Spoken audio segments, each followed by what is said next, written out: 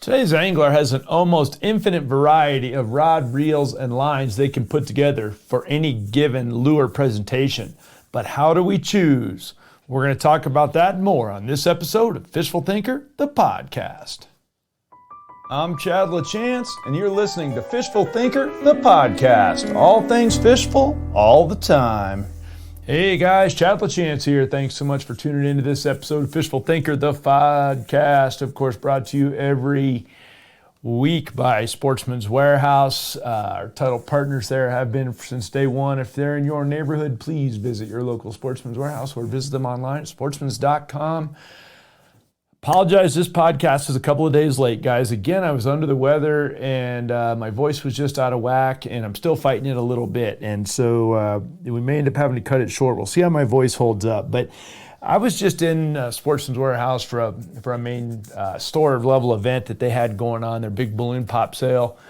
And lots of people in the store, and I was just kind of walking around making the scene, and I had two different people ask me effectively the same question in about a 10-minute period. And whenever I get congruent questions, it makes me think about, well, if enough people are going to bring it up to me in a short period of time like that maybe, just maybe, there's something to that question, and maybe I ought to address it if I have any insight that can help with it.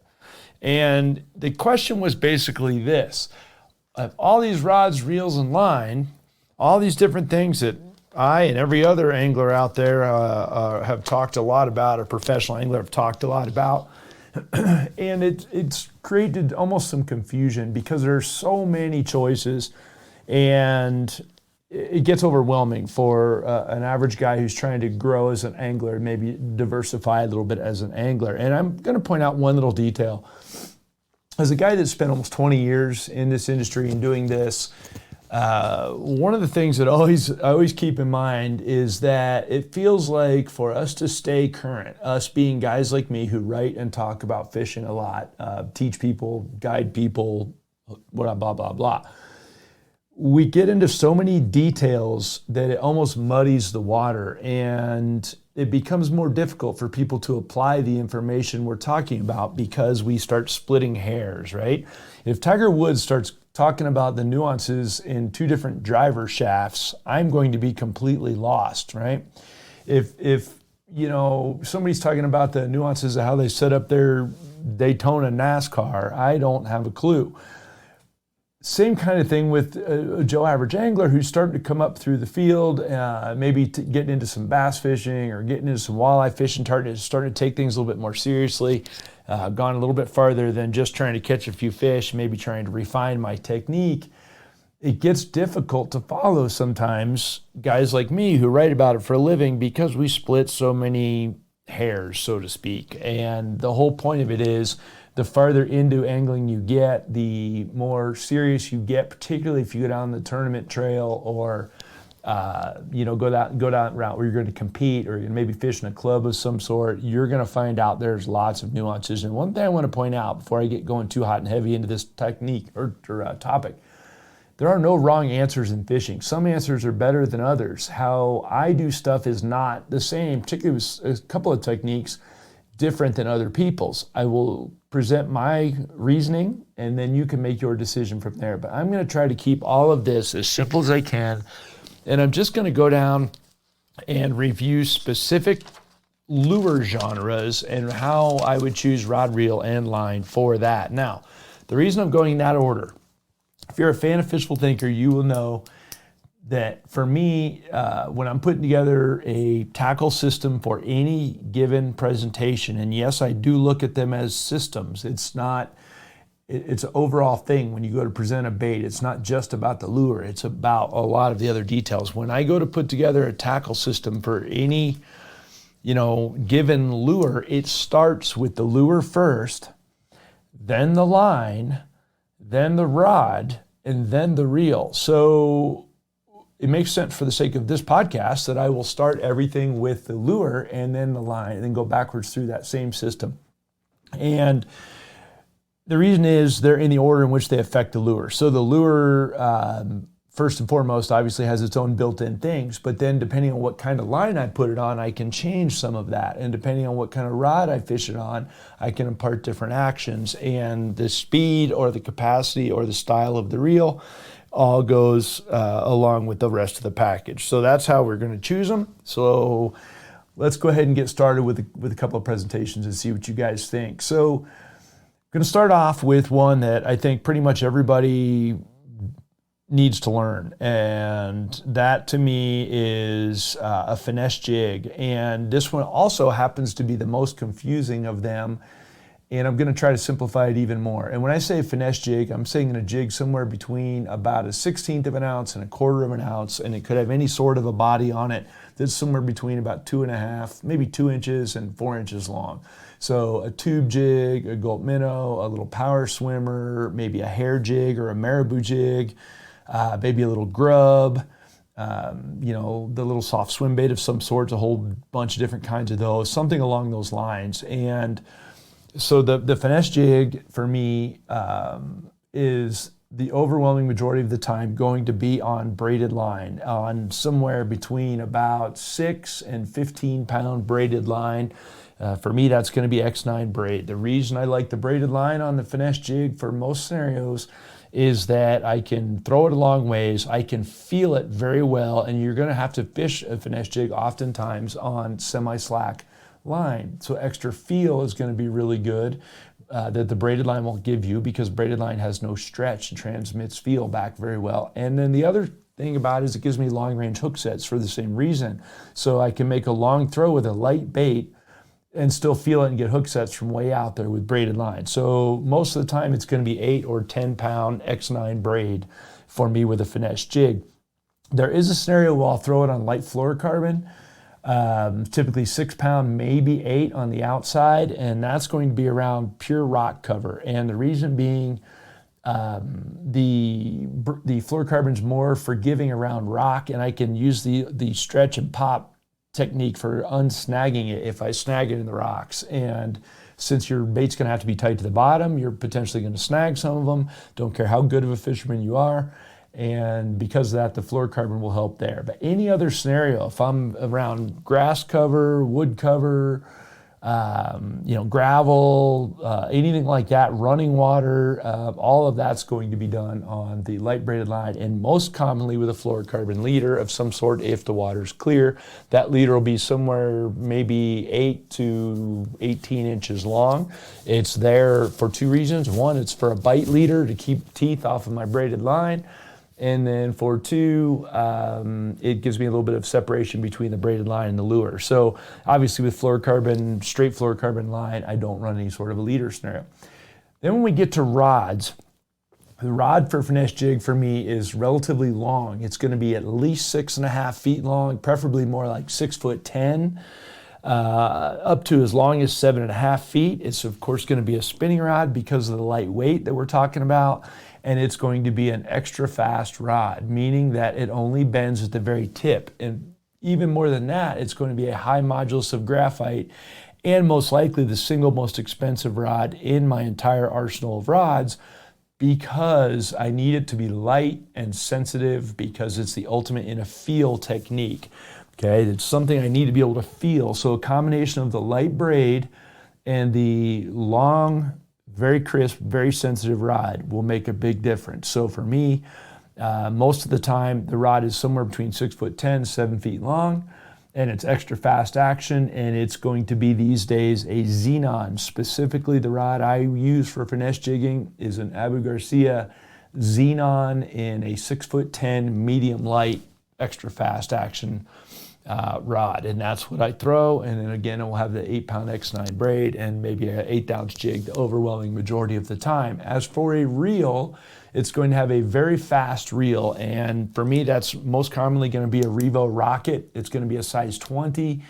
And the reason the fast reel is just to get the bait back in a hurry or get tight on fish in a hurry. It has nothing to do with retrieve speed. There's no negative to the faster reel right here. So it just comes down to I can get the bait back in a hurry. So a very fast reel like the Revo Rocket does a great job with that. Okay. that's my finesse jig technique setup, and that, by the way, is my most used setup in my arsenal year in and year out. Now, change up completely from there and say, let's go opposite away from jigging and go to topwater. Topwater could go on spinning tackle or casting tackle, depending on the size of the bait. But that otherwise doesn't change from there. So if I'm throwing a little popper that doesn't weigh very much, then I'll throw it on a spinning rod. If I'm throwing a great big popper or a big walking bait or a full-size bait, then I'll throw it on a casting rod. It only comes down to the size and the weight of the baits that I'm casting, and that's it. Other than that, there's no changes, so let's back up and go to the bait itself.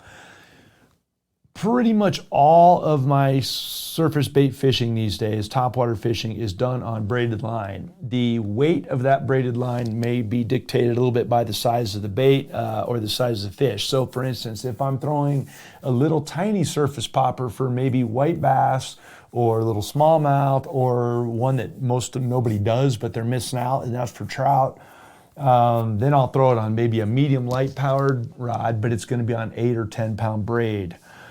If I'm throwing a great big walking bait or something like that for maybe pike or bass or stripers, something like that, well, then it's going to be on braid, but it's going to be a bunch heavier, most commonly 30 pound. And again, it will either be on Spiderwire DuraBraid or Berkley X9 braid, depending on how much durability I really need. If I'm fishing around heavy grass where I'm going to be pulling on pike through reeds and cattails, I might go to the Spiderwire DuraBraid. If I'm going to be more in open water scenario, working maybe over deeper water, then I'm going to go with the X9 braid. But in all cases, it's going to be braided line. If that topwater's got trebles, which most of them do, then it's going to have a short monofilament leader. And the reason monofilament is that mono floats and it will help hold the nose of the bait up, as opposed to fluorocarbon, which would pull the nose of the bait down. That fluorocarbon leader, once again, is going to be somewhere between about 8 and 18 inches long. And it'll just depend on whether I'm using it for just to keep treble hooks off of my line when the bait tumbles in the air, or for bite protection, depends on that scenario. But at the end of the day, it's going to be monofilament, and again, it will be sized according to the bait. So a little tiny popper will have little tiny monofilament, and conversely, a great big bait, a big walking bait, or maybe a chopo of some sort, well, then it will be on a little bit heavier monofilament and the heavier braid. In all those cases with those baits, I'm going to use a fast, not an extra fast action rod, because I can see the bait. I don't need the ultimate sensitivity, and the fast versus extra fast means the rod's a little more forgiving in terms of hook setting, particularly with the little treble hooks. I'll lose a few less fish with that scenario with the fast action, and it's just easy to put a good crisp action on the bait without overworking the bait. So a fast action rod's going to get it done for me. They tend to be on the shorter end of the spectrum, somewhere 6'3" to 7 feet at the most. And I'm going to consider an average fishing rod is to be right around 6.5 feet. So anything shorter than that's shorter end of the spectrum. Anything longer than that would be what I would consider the longer end of the spectrum. So, excuse me, for topwaters, excuse me, guys. For topwaters, the casting distance can be a big thing. So somewhere around 6.5 feet is a good deal. They're going to be worked tip down, so the shorter rod.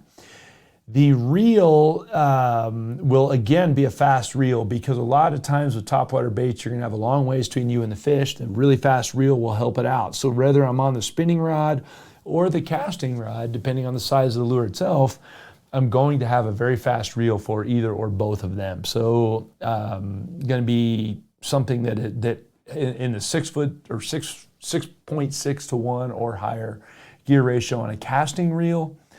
And then the spinning reel, the ratios are kind of all over the board. For me, it'll come down to the Rocket again, the Revo Rocket, very, very fast. Most of my spinning reels are going to be the Revo Rocket for stuff like that. So that's my topwater rundown. So topwater bait, braided line, short monofilament leader, medium length, fast action rods, and very fast reels.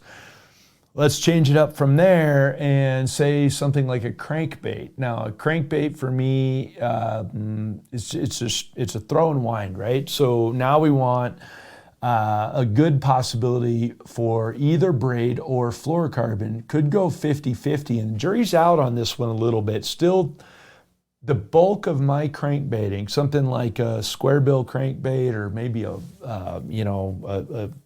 dredger or a wild thing, or whatever crankbait it is that you like, a money badger, one of my favorites these days, those are almost always going to be thrown for me on fluorocarbon, unless I'm trying to achieve really, really good depth or I have heavy vegetation. Otherwise, any other scenario, they're going to be on straight fluorocarbon, because fluorocarbon is dense, so it sinks, maintains a nice straight line between you and your bait. And also, it has a little bit less stretch than monofilament, so you get better hook sets, but it has more stretch than braid, so it's a little bit more forgiving in that regard. So most of the time, like I said, it's going to be on fluorocarbon, and usually it's going to be somewhere between 10 and 15 pound. If I'm going to be fishing real shallow, maybe a shallow square bill, it might be up as high as 20, but realistically, 15 is as high as I go. When it comes to crankbaits, and more commonly somewhere in the 12 pound. It's trilene 100% fluorocarbon all the time. If I need braided line for, like I said, to get extra depth, because the thin braided line will cut through the water column and give you a little bit extra depth, and also give you long range hook sets, but more importantly, give you the opportunity to jerk the rod really hard on one end and get the grass off if you're fishing around vegetation and you feel that your bait stops vibrating. The braid's a little easier for clearing the treble hooks should they get caught in the grass. But still, most of the time, I do it on fluorocarbon. And then when it comes to rods, my crankbait rods are all on the long end of the spectrum. They're going to be 7 feet and up, and could be as long as 8 feet. The reason being, it's all about casting distance for one and steerability of the bait for two. So I want a big, long bomb of a throw in most scenarios, because I want to keep the bait in the strike zone as long as I can. So the bait's going to be long for that, or the rod. The other thing about that rod is it's going to give me control with that length. So even if I'm fishing around shallow cover, it gives me excellent steerability with the bait, because the rod tip is farther away, and therefore I can steer the bait a whole bunch more, as the case might be. The other thing the long rod gives you an advantage of is fish fighting ability, and is very much more forgiving in terms of not pulling treble hooks. It's because treble hooks don't get as much bite into fish as, say, a big single hook would do. So it's more forgiving in that regard, which I think is important. And then the last thing, the softer, the big long rod is a much slower action of the rod, and meaning that it bends very deep in the rod. It's going to feel almost noodly in your hand compared to, say, the jig rod we started talking about which is going to feel very stiff for a given power. The reason that softness is key is because the bait's continuously retrieved on tight line, and because the bait's on tight line, we need a little bit of give in the system when the bait gets bit. So let's say a bass or a walleye comes up behind and grabs that money badger. Well, as he does so, he's going to flare his gills open and expect that thing is going to come to him, and it's not gonna, because it's on straight line between you and the end of the rod, and therefore a little bit of tip on the end of that rod will cushion that a little bit. So when they flare their gills open and try to vacuum that bait into their mouth, you'll get a little give right there for one, and it will dull your responses to setting the hook just a little as well, and keep you from pulling it away from fish. So the slower action rod is really important in that regard. So to reiterate real quick with crankbaits, crankbaits are almost always going to be on fluorocarbon line, occasionally on braided line, and they're going to be on somewhere in the 10 to 15 pound test most of the time. Rods are going to be 6.5 to 8 feet long. Most of mine are really going to be 7 feet or plus, if not all of them 7 feet plus.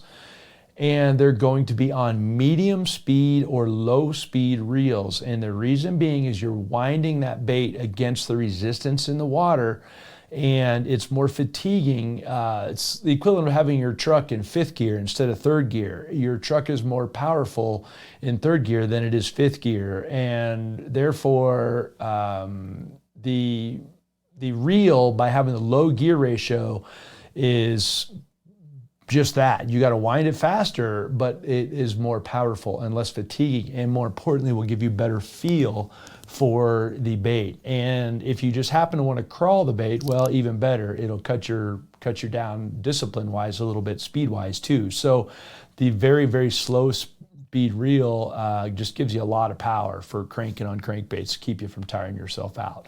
Now, one quick exception as far as crankbaits goes is going to be a flicker shad. And some of you may throw also the old school Shad Raps as well. But the flicker shad or Shad Rap style bait is much lighter weight crankbait, and that one is always thrown on spinning rods. The rest of the crankbaits could go on spinning rods or casting rods depending on the size of the bait. The rest of the system doesn't change. The slow speed reel, the long rod, none of that changes whether it's a spinning rod or a casting rod. The majority of my crankbaiting is done with casting rods because the majority of my crankbaits are heavy enough to throw on casting tackle. Flicker shads and Shad Raps tend to be light, and they're better on spinning rods. In that case, they're on light braid. I like light braid on a spinning rod, so they're going to be on 10-pound braid, little fluorocarbon leader, and a big, long 7.5-foot spinning rod, and a low-speed Abu Garcia Revo winch spinning reel that's going to wind at really low speeds. Incidentally, that Flicker shad's an extremely versatile crankbait.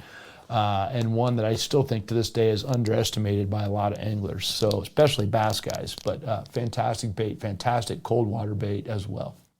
So that's my crankbait system. Stepping towards jerk baits. For me, jerk baits are a spinning rod deal, and I know I go against the grain on that. Most bass guys want to throw them with fluorocarbon and a casting rod, and I don't. And the reason I don't is because, here's why. Jerk bait means something like a cutter, or a hit stick, or a stunner, or some of the others like that. The reason I don't like them on a casting rod is I want to make really long throws, and jerkbaits being long and skinny, particularly if they don't have a weight transfer system in them, aren't maybe the best casting baits in the world, for one. For two, it's the most fatiguing presentation you can work because of the constant jerking, so to speak, on the jerkbait, and therefore, because it's such a wear you out type technique, I don't want to have to hold on to the rod, and I don't want to have to jerk on it any harder than I have to. So for me, a jerkbait's on a spinning rod. It will be either a medium power or a medium heavy powered spinning rod. A jerkbait is always on floor or on braided line for me, always. And again, I buck the national trend on that. It's for the same reasons. I can barely jerk this end and it will barely jerk that end. Conversely, I can jerk it hard at this end and it will jerk hard at that end because there's no stretch in the braided line. So whatever I do at this end makes its way to that end of the lure. And so I'm very, very precise without having to jerk hard enough to pull the fluorocarbon straight. I don't have to worry about the fluorocarbon sinking and pulling my bait down. The braided line will do a better job with that. Again, I buck the trend. Now, a lot of people say, oh, well, by having it on braided line, you're gonna lose a lot of fish because you're gonna pull those little treble hooks out. And I combat that by having a very soft drag, especially when I'm jerkbaiting. If I'm jerkbaiting very aggressively, the drag on my spinning reel, which once again will be a Revo Rocket, a very fast spinning reel, the drag on that spinning reel will be soft enough that when I jerk hard on one end of it, it might click a time or two. You'll hear the drag click once or twice each time. That's how soft that I will have the drag, so that when a fish bites at mid-jerk and I pull into them all in one shot, the drag will give me the slack I need or the softness I need to keep from pulling the treble hook. So for me, a jerkbait, regardless if I'm trout fishing or pike fishing or anywhere in between, saltwater fishing, it's going to be on braided line, typically 15-pound X9 braid, maybe 20 on a heavier rod. It's going to have a short fluorocarbon leader, again, say 8 to 18 inches. That fluorocarbon leader will be sized according to the teeth I'm dealing with. So if I'm, say, pike fishing, it might be 60-pound fluorocarbon leader a foot long. But if I'm walleye fishing, it might be 8-pound fluorocarbon leader with the same jerkbait, because again, it comes down to the bite protection in that case with the pike. So as long as I have some bit of fluorocarbon on there, that's all I need to keep the treble hooks off of the braided line and to keep the teeth away from the braided line as well. So that's the line scenario. If I'm throwing great big jerk baits and need a medium heavy rod, like I might do in saltwater, then I'll do it on 20-pound braid. But that's the only difference, is 20-pound X9 instead of 15-pound X9. In all cases, they're spinning rods, and in all cases, they're going to be somewhere between 6.5 and 7 feet long. My personal preference being 6'8". And they're going to be extra fast action. And the reason being, that gives me the very crisp feel to make that jerkbait extremely responsive or precise, as the case might be. I can just let the rod hang in my hand and basically bounce the rod tip off the resistance of the bait in water and make that thing twitch in one spot without even moving hardly at all, or full on jerking it to where it's running full speed, or anywhere in between. But you got options with an extra fast rod and the braided line. So that's my jerkbait deal. And again, we're on the Revo Rocket. So far, everything I've mentioned, with the exception of crankbaits, is on the extremely fast reels. And as time goes on, reels get faster and I gravitate to them each time. So that's a key thing there. And the same thing with the jerkbait. So we talked about the jerkbait, the crankbait, the topwater bait, and the finesse jig. That's a lot of genres. Another one is going to be something like a spinnerbait or a bladed jig or slash chatterbait, whatever you want to call them.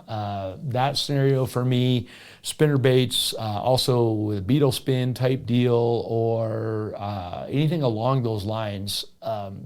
Typically for me, that's going to be on heavy duty monofilament, and like 17 to 25 pound monofilament, because I have a little bit of give, a little bit of stretch right there, have a little bit of feel right there, which I really like, and soften your hook sets a little bit, because typically you're going to be on big rods. So my spinner baits, let's say normal, like a power blade spinner bait of 3/8 ounce or a 1/2 ounce power blade spinner bait, is going to be typically for me on like 17 to 20 pound Trilene XT line.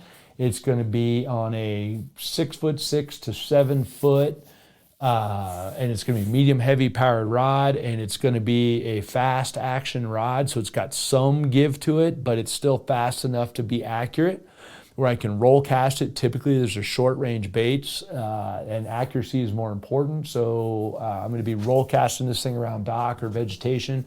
It's going to be on a continuous retrieve, so the monofilament will help soften that a little bit, but we're talking about heavy monofilament. So I've still got plenty of oomph to get fish away from vegetation or docks or whatever the case might be. Also, monofilament is a little bit more forgiving to fish with in terms of the management in your reel as well. And speaking of reels, spinnerbaits, bladed jigs, things like that for me, the big beetle spin, those are all going to be done on mid-speed reels, something around the 6.5 to 6.8 to 1 gear ratio, some sort of a mid-speed reel, and it needs to be a beefy reel. So these are typically Revo STXs for me, and it's always done on casting tackle. The only time you'll see me throwing any sort of a spinnerbait type thing on anything other than casting tackle would be a very small version, which I might throw for trout, like the biggest of the beetle spins, something like that. That scenario, I might throw it on a spinning rod, but otherwise the rest of the components all stay the same. And like I said, 90+% of the time, a spinnerbait or a bladed jig, anything like that, it's going to be on a casting rod for me. So there's that. The big Texas rigs, things like, like you might use for vegetation, a big Texas rig for bass fishing type deal. That for me could go 50-50 on braid or fluorocarbon. The difference being, if I'm fishing rock or docks, I want fluorocarbon. If I'm fishing wood or weeds, then I want braid. Otherwise, a Texas rig or a jig, either one, big flipping jig, could go on either one of those. The pound test is going to be significant. In all cases, probably, and this is always done with a casting rod for me. So I'm going to say, realistically, we're going to be in the 15 pound would be on the very finesse end, with fluorocarbon, and 25 would be on the very heavy end. If we're talking braid, I would say 30 pound would be the very finesse end, and 65 would be the upper end, with the most common ones being 20 pound fluoro and 50 pound braid on one of my two flipping sticks. The sticks themselves are 7'3" to 7'6" in length. And they are all fast or extra fast action, because again, for feel and sensitivity. The braided rods are fast. The fluorocarbon rods are extra fast, and the difference comes down to the difference in stretch when it comes to the hook sets. Otherwise, they're not fundamentally different. In all cases, for pitching and flipping, it comes down to the fastest reel you can get, and we're back to the Revo Rocket, guys, because I'm going to pitch a bait, it's going to go to the bottom, go into the dock, whatever it does. I'm going to shake it a time or two, I'm going to reel it up and pitch it again. And that's going to go very quickly. And by having a rocket, it comes back in a hurry, sucks in a lot of line in a hurry. So a couple turns of the handle, the bait's back, and you can do another underhand pitch. So that's a good scenario there. I think for the overwhelming majority of any of my trout fishing stuff that I'm going to retrieve, we'll change it up a little bit here. An inline spinner, a spoon, anything like that. Again, it could go 50-50 with either mono or braid, depending on what I'm doing. If I'm fishing just general purpose, I'm probably going to go with mono, and it's going to be Trilene XT, or excuse me, XL. It's just very forgiving and comfortable to fish with. If I've got heavy current or heavy vegetation, then I'll do it with the braid. The rods for retrieving a spoon or an inline spinner or anything like that for a trout, they're going to be long and relatively soft. So they're going to be a moderate fast or fast action. They're going to be 7 to 8 feet long. The reason being, trout jump like mad. They change directions in a hurry. The rod's long and forgiving to deal with softer or smaller treble hooks, I should say, and fish with relatively bony mouths that tend to go ballistic like trout do, particularly rainbows. So the rod's very forgiving in that regard. And again, the fast reel, guys, if you're sensing one trend here, fast reels are a major thing all the time. That's going to be my standard, just general purpose trout fishing type stuff.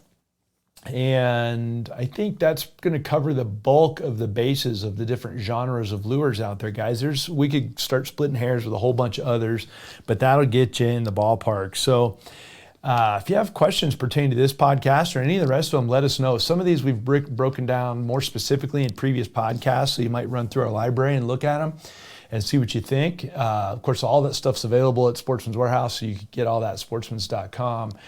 And we would very much appreciate it if you join our conversation at social media, at Fishful Thinker on social media, I should say, at Instagram or Facebook. And that we would appreciate, particularly sign in and subscribe to our YouTube channel. And of course, tune in and see what we're up to on Altitude Sports and World Fishing Network. So match your rod, reel, line, and lures in a cohesive package, and I promise you'll catch more fish. So we appreciate you listening. This has been Fishful Thinker, the podcast.